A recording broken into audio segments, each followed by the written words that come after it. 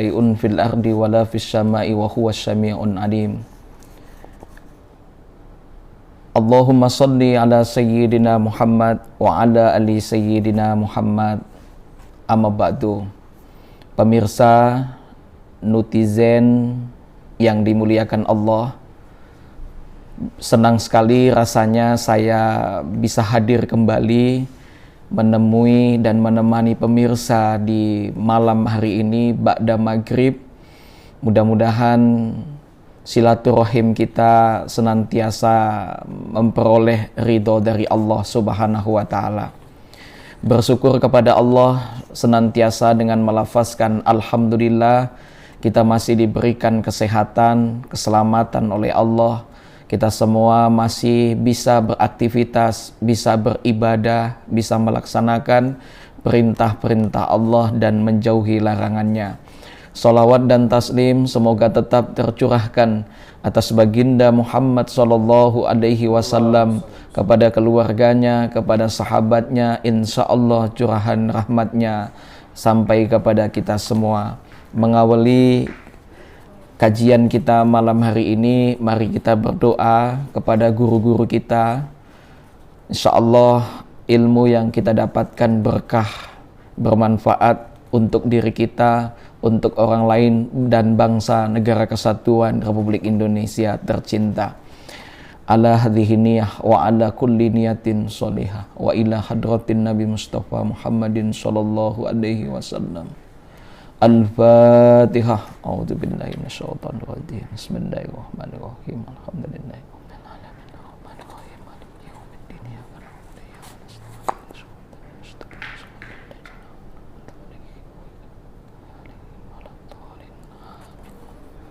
Amin. Alhamdulillah. Malam hari ini kita akan mengkaji tentang bagaimana adab seorang santri, adab seorang siswa terhadap gurunya. Dan kemarin kita juga telah membahas adab di awal, dan ini adalah kelanjutannya. Mudah-mudahan adik-adik atau para santri, dan sampai sekarang juga saya merasa adalah santri. Jadi enaknya jadi santri itu kita terus mengabdi dan menimba ilmu kepada para guru kita. InsyaAllah guru-guru kita Allah muliakan kehidupan dunia dan akhirat. Pemirsa yang dimuliakan Allah Subhanahu wa Ta'ala, ketika membahas adab, saya teringat dengan salah seorang guru saya, seorang kiai saya yang bernama Al-Mukarram Kiai Haji Muhdofir. Beliau adalah guru saya, kiai saya ketika saya belajar di tahun 98 di sekolah Ma'arif NU. Tahun 98 beliau mengajar aswaja. Saya termotivasi kata-kata beliau, bahwa beliau katakan, kalau kalian ingin berkah ilmunya, kalau kalian ingin bermanfaat ilmu kalian, maka jangan sekali-kali menyakiti hati perasaan gurumu. Ini benar-benar sampai saat ini pun saya teringat pesan beliau. Makanya jangan heran, karena saya sudah katakan bahwa sampai saat ini diri saya memposisikan sebagai santri. Maka kalau memposisikan kepada santri, saya sering ketemu dengan guru saya, mencium tangan adalah sebagai bentuk penghormatan saya, memuliakan terhadap guru-guru saya. Baik pemirsa, kita akan membahas tentang adab ya, tentang adab. Kemarin kita tentang bahas adab. Jadi adab itu berasal dari kata adaba yu'addibu ta'dib, yang artinya bisa diartikan pendidikan, disiplin, patuh dan tunduk terhadap aturan. Ada juga memberikan arti ta'dib yang berarti beradab, sopan, santun, tata krama, budi pekerti, akhlak moral dan etika. Lihat Abdul Mujib di bukunya Kamus. Pemirsa yang dimuliakan Allah, bagaimana adab kita terhadap guru kita. Sebagaimana kita ketahui bahwa guru merupakan orang berilmu yang benar-benar harus dihormati. Selagi apa yang disampaikannya merupakan kebenaran dan sesuai dengan yang dianjurkan oleh Rasulullah SAW, yang diajarkan oleh baginda Muhammad SAW. Mungkin di beberapa media dulu sempat menggemparkan ada seorang siswa yang memukul gurunya, yang menghina gurunya, yang mencaci gurunya. Padahal dari gurunya lah dia tahu. Sampai saat ini saya bersyukur saya berani berbicara di media ini, di netizen ini, salah satunya adalah berkat karomah bimbingan dari guru-guru saya. Semoga Allah memuliakan beliau-beliau, kebahagiaan dunia dan akhirat. Lalu bagaimana adab-adab kita seorang santri, seorang murid terhadap gurunya? Yang pertama adalah mendoakan kebaikan untuk guru kita. Nah, inilah doa ini adalah ibadah yang disukai oleh Allah. Ud'uni astajib lakum. Jadi berdoalah kalian kepadaku. Jadi apapun yang kita minta, sesungguhnya Allah menyukai orang-orang yang berdoa. Innalladzina yastakbiruna an ibadati sayadkhuluna jahannama dakharin. Dan aku sangat membenci orang-orang yang sombong. Siapa orang-orang sombong? Mereka yang tidak mau berdoa. Nah, kita sebagai santri, kita tidak mungkin bisa membalas kebaikan-kebaikan yang tulus yang diberikan guru kepada kita. Satu hal yang dapat kita lakukan untuk membalas kebaikan guru adalah dengan mendoakannya. Jika bukan karena ilmu yang disampaikan oleh guru, boleh jadi kita masih dalam keadaan bodoh dan tidak tahu banyak hal. Saya teringat bahwa Rasulullah SAW bersabda, apabila ada yang berbuat baik kepadamu, maka balaslah dengan balasan yang setimpal. Apabila kamu tidak bisa membalasnya, maka doakanlah dia hingga engkau memandang telah mencukupi untuk membalas dengan balasan yang setimpal. Hadis diriwayatkan oleh Bukhari. Pemirsa yang dimuliakan Allah Subhanahu wa Ta'ala. Jadi dulu para ulama-ulama dulu mereka terus tulus mendoakan guru-guru mereka. Sebab sejatinya ya sampai saat ini saya masih teringat saya bisa membaca Al-Quran itu dari guru saya. Saya tahu belajar membaca itu juga dari guru saya. Maka selalu teringat bagaimana ajaran beliau, ya alhamdulillah ternyata berkah dan bermanfaat. Maka sudah sejatinya kita selain mendoakan, kita juga memuliakan guru-guru kita. Jadi Rasulullah SAW bersabda, tawaddu'u liman ta'allamuna minhu. Rendah hatilah kepada orang yang mengajarkan kalian, termasuk guru kita. Maka salah satu caranya adalah kita mendoakan guru kita, baik yang masih hidup maupun yang sudah meninggal dunia. Tentunya jasa para guru begitu besar, diantaranya telah mengajarkan ilmu, mendidik kita dengan pendidikan-pendidikan yang baik. Maka sebagai bentuk rasa syukurnya adalah mendoakan mereka. Sehabis sholat, atau kita ingat amal-amal, atau ketika kita membaca kitab dan membaca-baca lainnya, kita ingat guru kita. Nah, kita doakan mudah-mudahan mereka selalu bahagia kelak di dunia maupun di akhirat. Nah, itu yang pertama adalah dengan cara mendoakannya. Yang kedua, cara menghormati guru adalah dengan merendahkan diri kita di hadapan guru. Jadi tidak merasa pintar. Saya dulu teringat itu ada sebuah kisah, bagaimana kisah ini diriwayatkan oleh guru saya, almarhum Pak Ardasi Jafar kalau tidak salah. Beliau pernah dulu menceritakan sebuah kisah, ini pembelajaran yang luar biasa buat kita. Dahulu ada seorang ulama yang alim tapi warok beliau tawaduk sekali. Kemudian ada dua pemuda.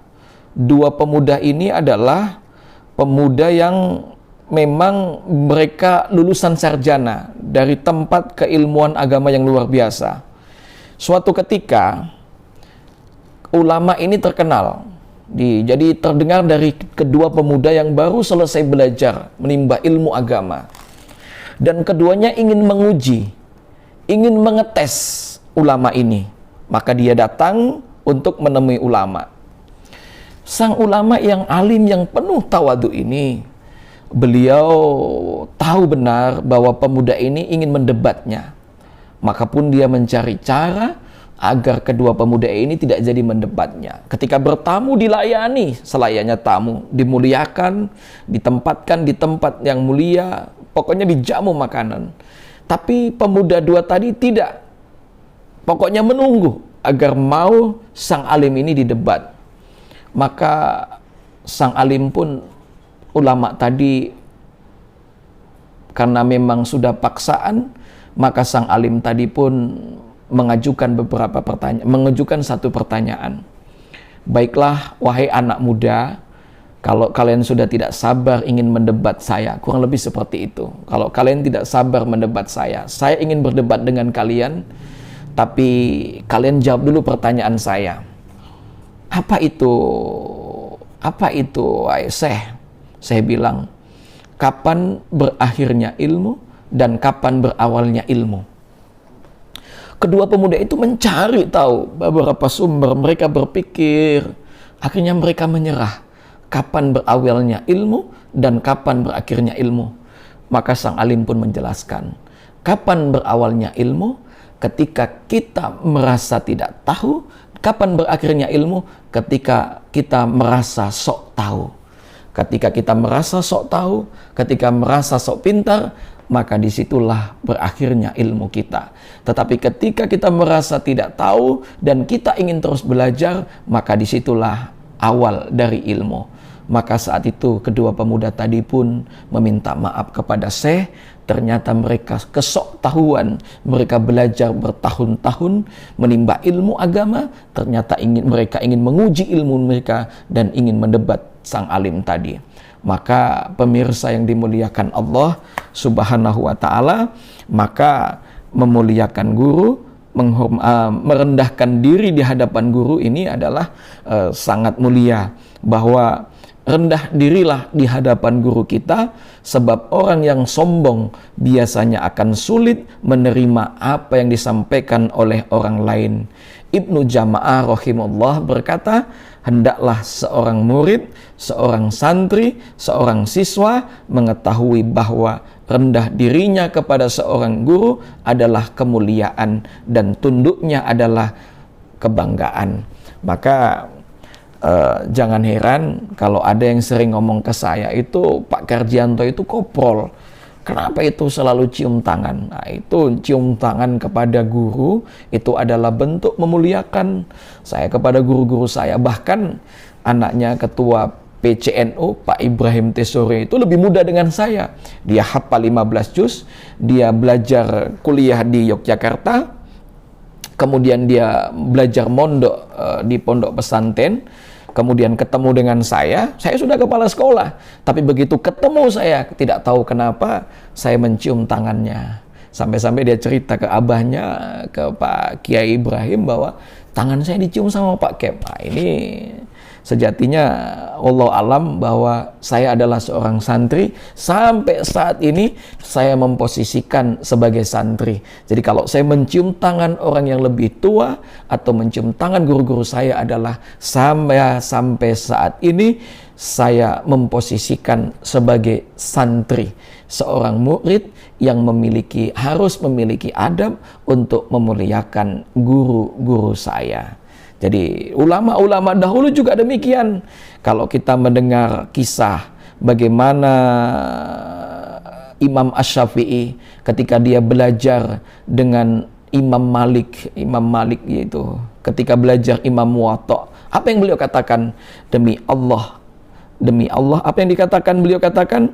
Setiap kali beliau memegang lembaran kertas kitab, ia memegangnya dengan lembut dan hati-hati agar tidak menimbulkan suara. Khawatir Imam Syafi'i bahwa ketika membuka kertasnya, Imam Malik mendengarnya. Ini adalah bentuk kesantunan bagaimana seorang ulama sekelas Imam Asy-Syafi'i rahimahullah, benar-benar beliau tawadu kepada gurunya.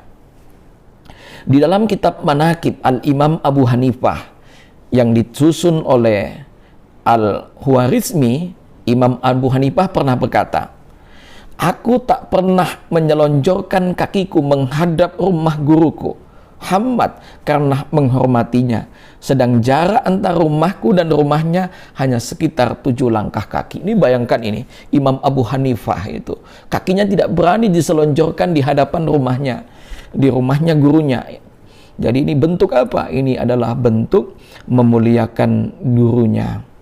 Begitu juga ia melanjutkan, nah ini yang saya sampaikan tadi, bahwa santri untuk membalas kebaikan gurunya adalah dengan cara mendoakannya. Apa yang beliau katakan? "Dan aku tidak salat sejenak wafat guruku itu, melainkan aku meminta ampunan untuknya dan untuk orang tuaku. Sungguh aku tentulah meminta ampunan untuk orang-orang yang telah mengajariku ilmu." Kalaulah Imam Abu Hanifah beliau tawadu, beliau selalu mendoakan guru-gurunya, maka apalah seorang Karjianto yang harus senantiasa mendoakan guru-guru kita semua. Maka Abu Yusuf, murid dari Imam Abu Hanifah, ia mengatakan, "Sungguh aku mendoakan Abu Hanifah sebelum mendoakan orang tuaku." Ya, didulukan itu. Maka dulu ketika pernah saya menulis status di media sosial, status saya adalah, saya ingat benar bagaimana pesan guru saya.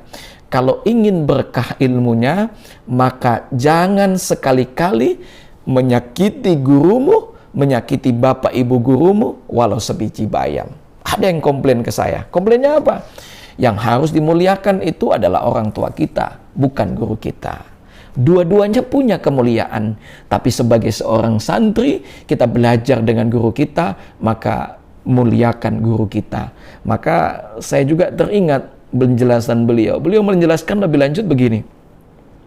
Banyak orang yang belajar ilmu, dia boleh jadi nilainya bagus, intelektualnya di atas rata-rata, tapi ketika setelah selesai sekolah, tapi ilmunya nggak bermanfaat. Boleh jadi dia hanya kesana kemari. Kenapa? Karena ilmunya tidak bermanfaat. Boleh jadi, kata guru kami adalah, selama ia belajar, dia tidak pernah memuliakan, bahkan tidak menghormati gurunya. Kenapa? Karena dirinya merasa pintar. Naudzubillah. Maka saya mengingatkan kepada santri-santri saya, kepada murid-murid saya di madrasah, muliakanlah guru dan jangan sampai engkau menyakiti hati bapak ibu gurumu walau sebiji bayam. Pesan itulah yang selalu teringat dari guru saya kepada saya, dan itu saya teruskan kepada murid-murid saya agar kita benar-benar memuliakan guru kita. Nah, apalagi kalau kita cermati di kondisi kekinian, jadi istilah sekarang itu zaman now. Jadi sebagian moral siswa itu telah mengalami kemerosotan. Jadi mereka cenderung melupakan adab terhadap gurunya. Padahal guru adalah orang tua kita di sekolah yang harus dihormati dan dimuliakan. Jadi sungguh miris dan tidak beradab. Jadi apa yang dilakukan oleh seorang siswa yang tega mencela, menghina, memaki, bahkan suaranya lebih keras dibanding dengan suara gurunya. Nah, ini pemirsa yang dimuliakan Allah Subhanahu wa Ta'ala, ini sangat penting bagaimana kita bisa merendahkan diri kita di hadapan guru kita. Jadi memuliakan. Jadi kalau nunduk, dulu saya juga sempat diprotes, ini kenapa itu Pak Karjianto itu nunduk-nunduk itu di hadapan ustadz guru-gurunya. Ya, itu bentuk kemuliaan saya untuk menghormati kepada guru kita. Jadi itu. Jadi pemirsa yang dimuliakan Allah Subhanahu wa Ta'ala. Jadi itu, mendoakan guru kita, kemudian merendahkan diri kita di hadapan guru kita. Kemudian yang ketiga adalah mencari keridhoan dari guru kita. Jadi minta ridhonya. Jadi dulu saya sebelum ke Gorontalo, saya minta ridho dari guru saya. Alhamdulillah minta izin di Gorontalo, dulu minta izin. Alhamdulillah guru saya bila sampaikan, Bismillah, Bismillah. Bahkan ada guru satu lagi namanya Pak Kiai Kani ya. Beliau itu mengijazahkan amalan yang sering diamalkan oleh baginda Nabi besar Muhammad SAW, baik pagi maupun sore hari. Amalannya apa? Saya diberikan ini zikir, Bismillahilladzi la yadurru ma'asmihi sayun fil ardi wala fis samai wa huwas samiun alim. Masya Allah. Itu kata beliau, kau baca nanti ketika engkau jadi MC, ketika engkau menyampaikan pidato, maka kau baca ini. Insya Allah tidak ada yang menyesatkan kau, tidak akan yang mencelakakan engkau, karena engkau dalam lindungan Allah Subhanahu wa Ta'ala. Waktu itu saya lulus SMA, saya tidak pernah berpikir di Gorontalo akan sering diundang menjadi MC pernikahan, dan tidak pernah tahu saat ini juga saya diundang untuk menyampaikan hikmah tausiah. Saya tidak pernah tahu, tapi waktu itu guru saya membekali itu. Kau baca ini, dengan satu lagi adalah salawat tolibul qulub. Itu dibawakan dua itu saya. Jadi saya tidak pernah mengira guru saya visioner, kelak kau Karjianto, kau akan menjadi MC, kau akan mengisi acara di tempat-tempat mana. Saya tidak pernah berpikir, tapi beliau sudah bekali itu. Baca Bismillahilladzi la yadurru ma'asmihi syai'un fil ardi. Tidak ada yang mencelakakan itu. Kenapa? Kita yakin bahwa kita dalam lindungan dan naungan Allah Subhanahu wa Ta'ala. Dan inilah luar biasanya. Jadi mencari keridhaan, makanya kita sering sowan, sering silaturahim ke guru kita. Kita mencari bagaimana guru kita senang sampai guru kita ridho. Saya teringat kisah ini saya disampaikan guru saya ini, Pak Kiai Dhofir, itu di saat beliau mengajar ahli sunnah wal jamaah. Jadi dulu di SMP Ma'arif NU itu ada mata pelajaran aswaja. Jadi di mata pelajaran aswaja itu beliau menyampaikan ini.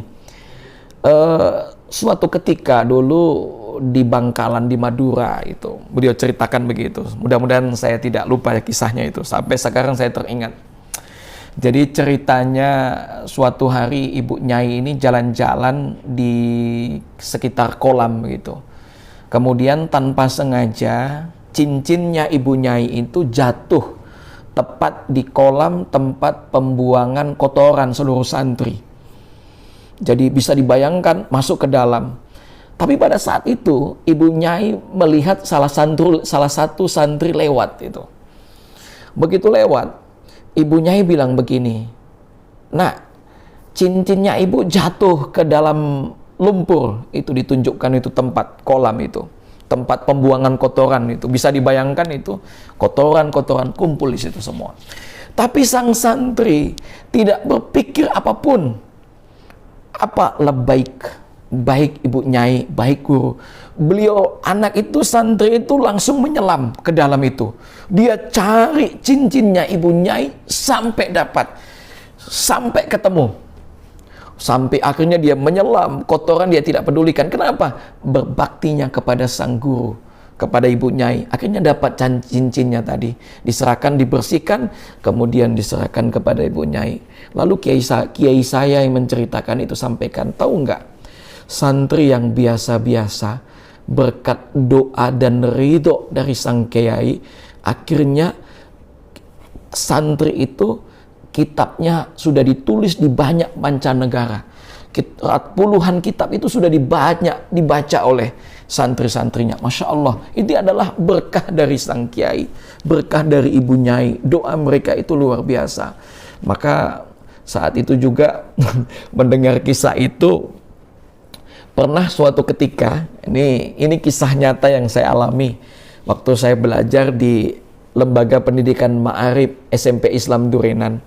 Ada guru saya namanya Pak Kepala Madrasah, Kepala Sekolah, namanya Pak W. Sakiti. Jadi Mbah Sakiti. Jadi beliau adalah guru bahasa Arab saya.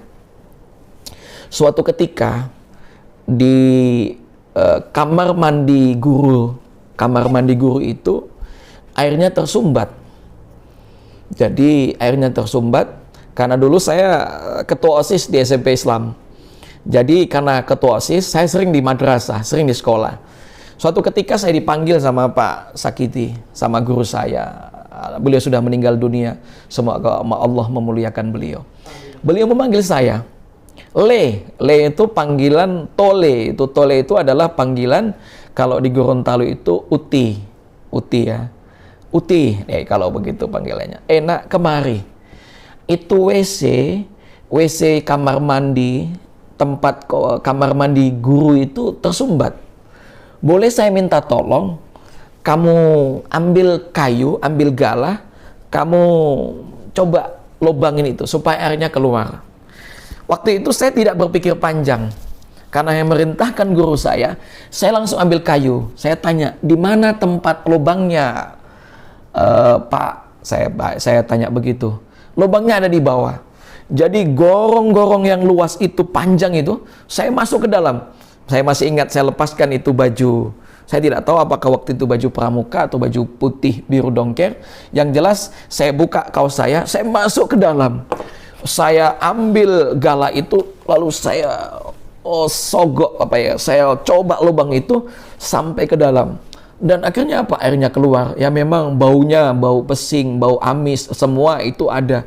Tapi saat itu saya senang. Kenapa?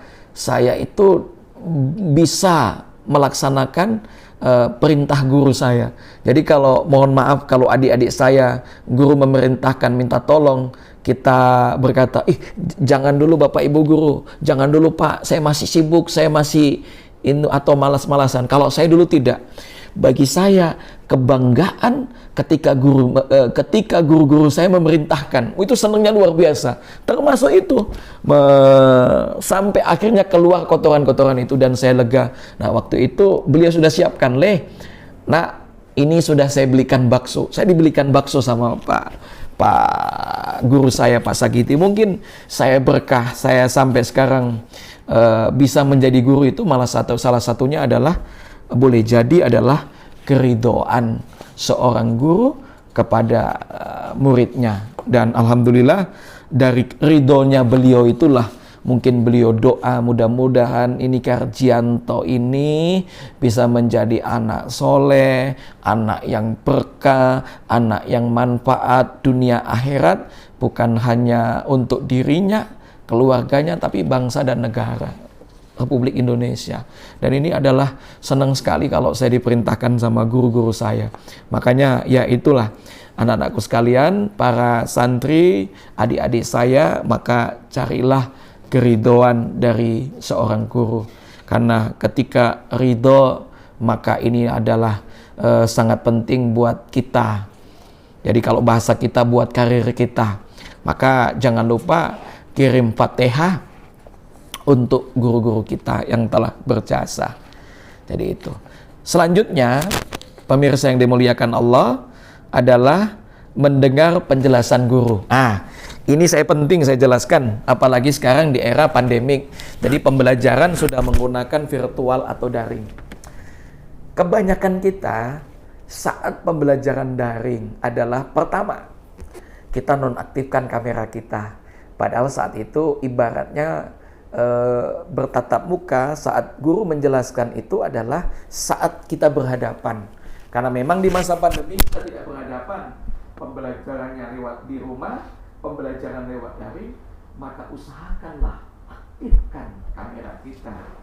Jadi kamera supaya apa? Supaya kita bisa melihat wajah guru kita bisa juga mendengar secara langsung mimik bicaranya, dan kemudian kita benar-benar penjelasan guru bisa kita tangkap. Nah kalau kita tutup, kita tidak tahu apa aktivitas kita, jadi kita bermain, apalagi kalau sampai-sampai bermain games. Aduh, itu yang pertama.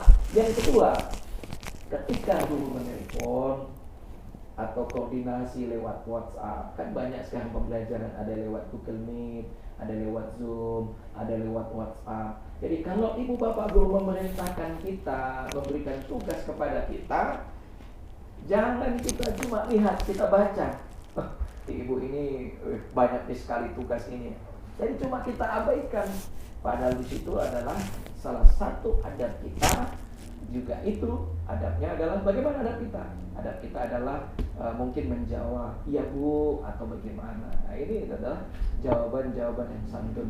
Jadi di saat pembelajaran daring pun kita harus memiliki adab. Salah satu adabnya adalah ketika video call atau lain sebagainya, tunjukkan wajah kita dan tunjukkan secara berhadapan dengan guru kita, agar kita bisa melihat wajah beliau dan agar juga kita bisa melihat pesan-pesan yang disampaikan beliau kepada kita.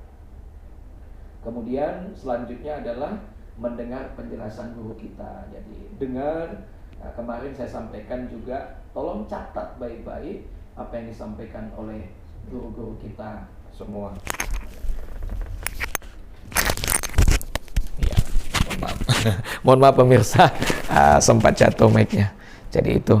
Jadi kita mendengarkan penjelasan guru. Jadi kemudian yang terakhir adalah bersikap santun, sabar, dan memiliki cita-cita yang tinggi. Jadi kita tetap harus memiliki cita-cita kita, yang tentunya cita-cita kita ini adalah khairun nas anfa'uhum linnas. Saya sering sampaikan di madrasah saya, apapun kegiatannya, kalau ada kegiatan riset, maka niatkanlah khairun nas anfa'uhum linnas. Apa yang kita buat, apa yang kita riset, itu bermanfaat buat orang lain, buat diri kita, buat orang banyak, tentunya buat agama dan negara kesatuan Republik Indonesia. Jadi ini adab-adab yang saya baca dari beberapa kitab. Salah satunya adalah kitab Adabul Alim wal Muta'alim, adab guru dan murid, karangan Imam An-Nawawi, dan juga ada karangan dari Yang Mulia Mahakarya dari Hadratus Syekh Kiai Haji Hasyim Asy'ari, dan kitab-kitab lainnya. Semoga bermanfaat. Dan sebelum saya akhiri, mungkin ada sesi tanya jawab. Ya, dari Fikri Kota Mabagu. Masya Allah. Terima kasih Ustadz atas kajian yang membantu orang tua saat pandemi.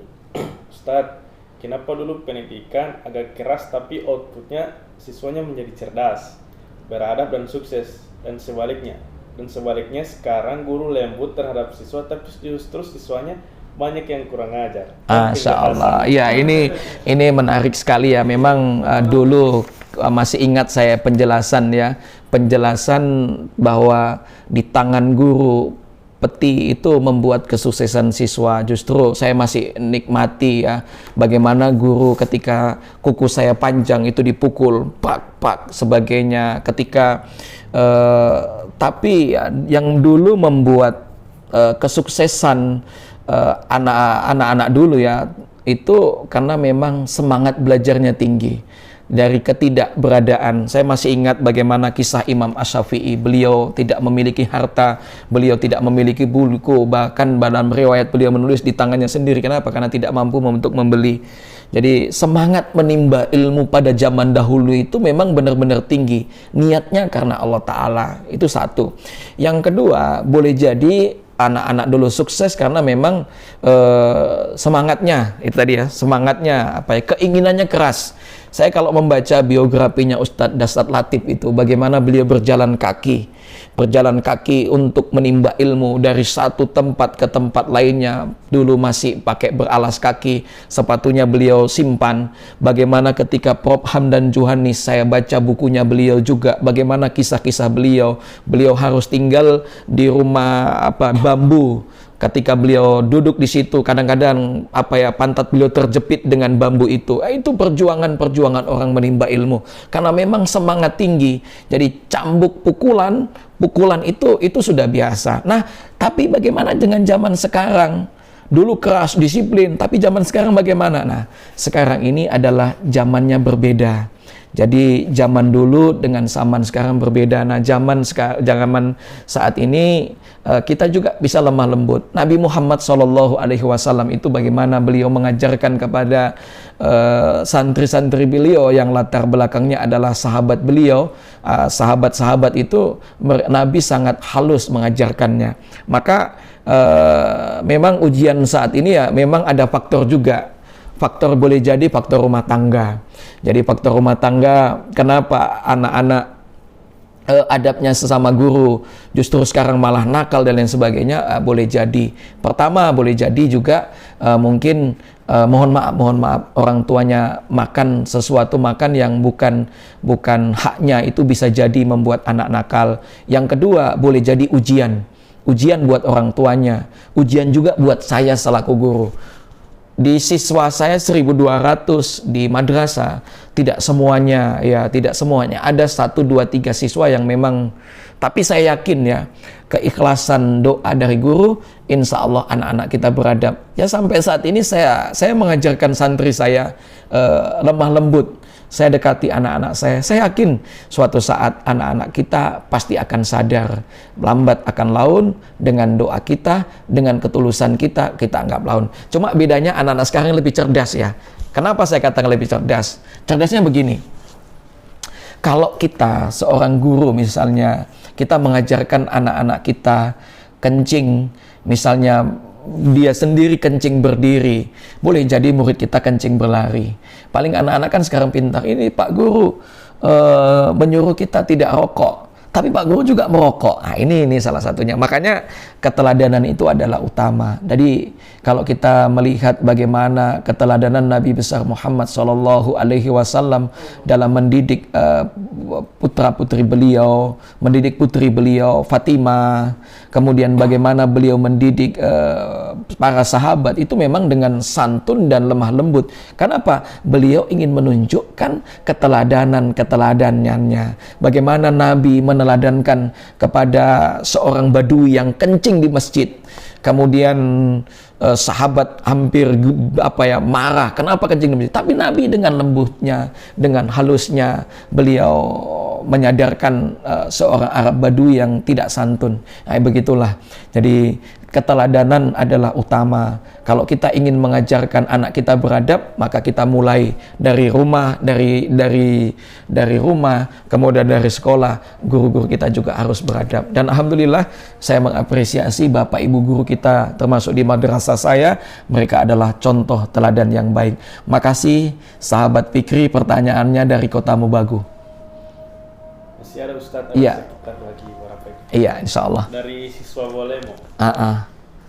Ustadz, guru sering mengatakan jangan terlambat. Iya. Kalau siswa terlambat dihukum. Iya. Tapi kalau guru yang terlambat tidak dihukum. Mohon penjelasannya Ustadz.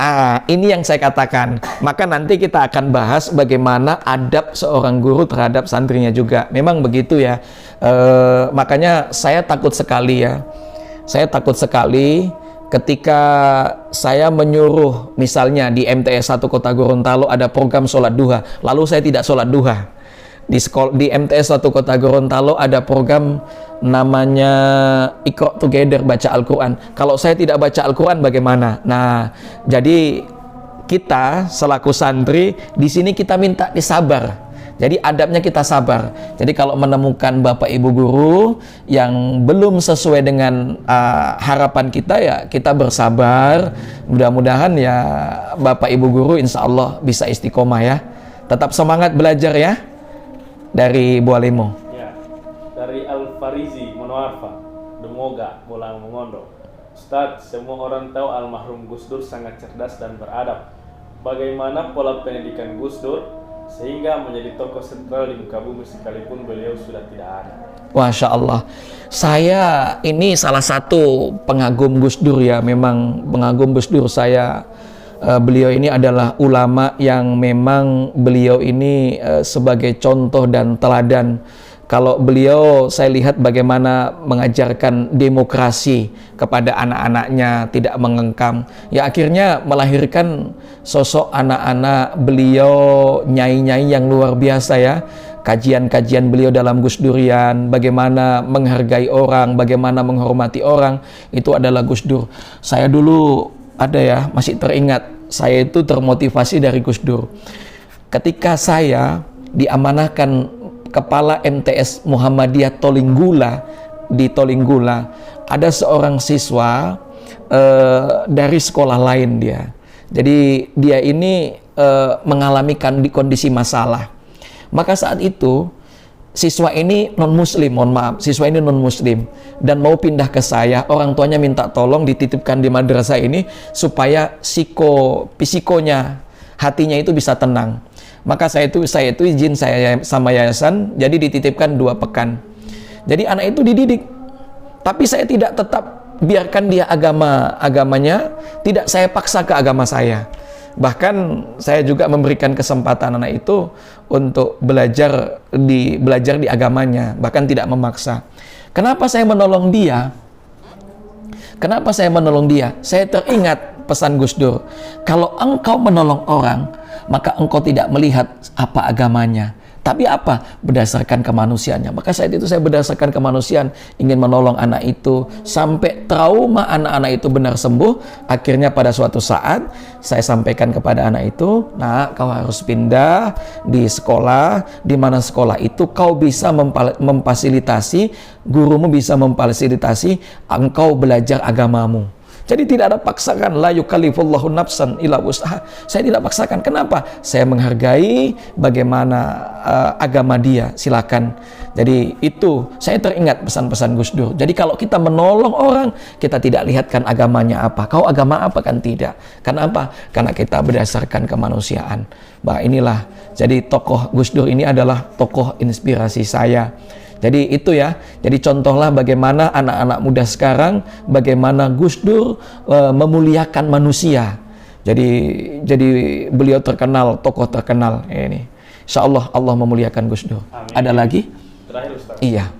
Dari Acit, Jakarta.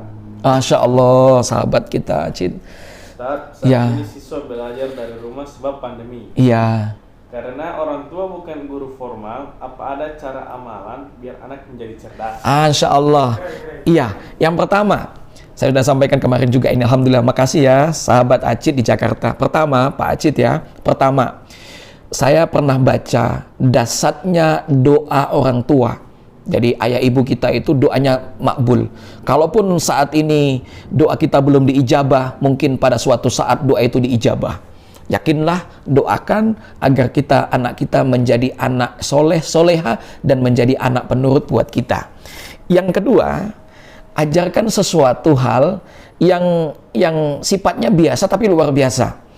Ketika makan, ajak makan sama-sama, kemudian ajarin dia doa. Doa makan, setelah doa makan, kemudian ajarkan dia habis doa makan, ajarkan dia doa sesudah makan. Misalnya doa alhamdulillah. Yang kedua. Yang ketiga, ketika kita minta tolong kepada anak kita, ajarkan juga adab.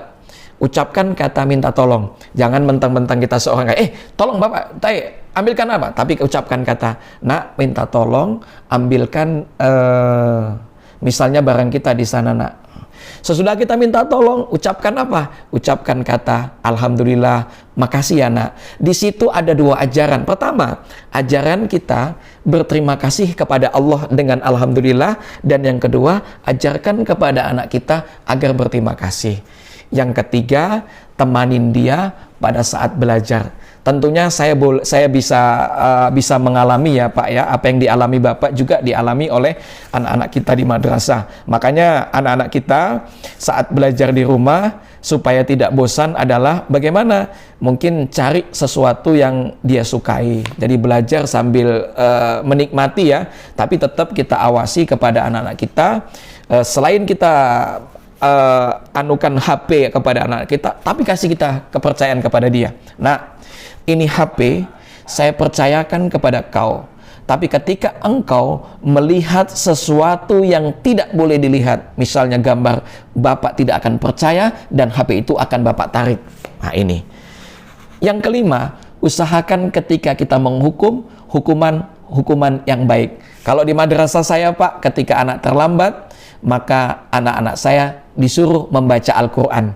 Jadi itu. Kemudian ketika kita memberikan sesuatu, jangan cuma-cuma. Misalnya ada uang, ini nak uang, tapi ajak dulu dia. Misalnya saya teringat ini yang dialami oleh kakak saya. Ini kakak saya bagaimana dia mendidik anak-anaknya. Pertama, dia mengapresiasi, misalnya kalau sholat jamaah di masjid bagi laki-laki, 1 kali sholat jamaah Rp5.000. Kemudian kalau dia azan Rp5.000. Ini waktu kecil, diajarkan sampai besar. Jadi dikumpulkan itu uang, dikumpulkan uang itu. Ketika anak itu mau beli sepeda, dia suka beli sepeda, itu caranya. Kalau kau mau beli sepeda, ini ada uang.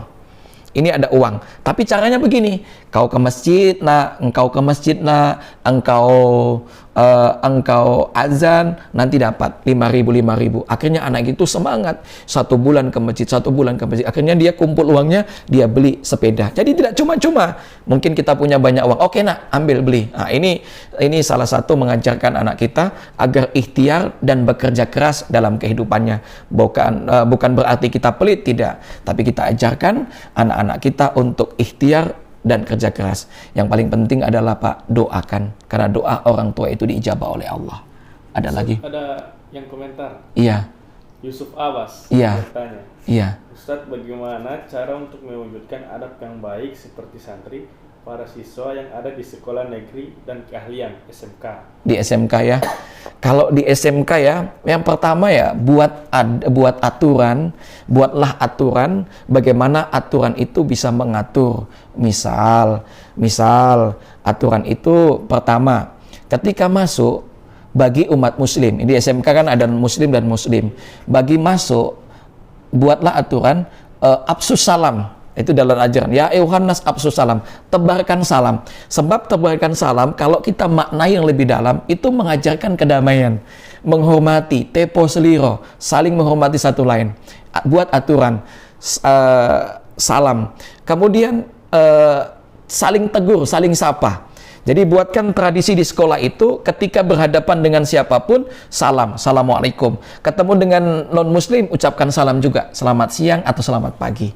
Itu pertama. Yang ketiga, buat aturan di sekolah itu untuk muslim, untuk anak-anak. Kalau di tempat saya ya, anak-anak saya ingatkan, kalau mau berangkat ke sekolah, coba berwudu.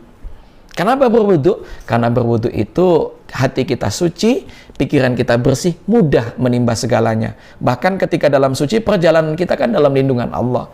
Ingatkan begitu. Walaupun Pak Abbas mungkin tidak punya mengambil keputusan, ambillah sedikit-sedikit Pak Abbas ketika mengajar, sampaikan itu kepada anak-anak kita. Aina, tolong kalau kalian mau berangkat ke sekolah, tolong kalian berwudu. Kemudian kalau kalian berangkat ke sekolah, baca Bismillahi tawakkaltu 'alallah la haula wala quwata. Karena itu akan mendapat pelindungan Allah. Di sepanjang jalan kita akan dilindungi oleh Allah. Malaikat akan menjaga kita. Kenapa? Kita sudah serahkan diri kita. Fa idza azamta falyatawakkal 'alallah. Maka itulah. Jadi dari hal yang kecil Pak, kita nggak bisa melakukan yang lebih besar. Tapi Pak Abbas insya Allah titip juga Bapak doakan untuk anak-anak kita. Mudah-mudahan anak-anak kita menjadi anak-anak yang soleha, anak-anak yang tawadu, mereka hormat kepada guru, hormat kepada orang tua, kelak anak-anak kita lah yang akan melanjutkan kita, dan kita titipkan kepada anak-anak kita bahwa mereka lah penerus bangsa. Kalau kita tidak perbaiki, saya saja dengan netizen Gorontalo ini adalah ikhtiar, mereka ini tidak dibayar, tapi mereka semangat juangnya, ingin apa? Ingin menyiarkan hal-hal yang kecil, mudah-mudahan hal-hal yang kecil ini dapat dilakukan dan bermanfaat buat kita semua.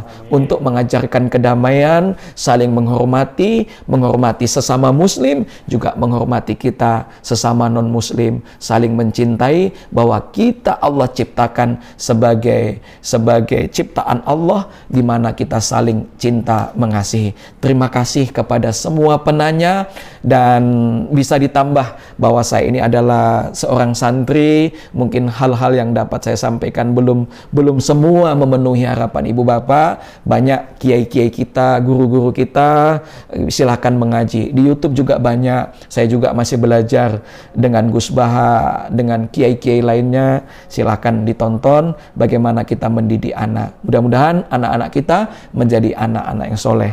Pemirsa, mungkin ini yang dapat kami sampaikan. Mudah-mudahan ada manfaatnya dan kita tetap berdoa. Mudah-mudahan anak-anak kita menjadi anak-anak yang soleh dan soleha, bermanfaat, khairun nas anfa'hum linnas, bermanfaat untuk yang lain. Terima kasih.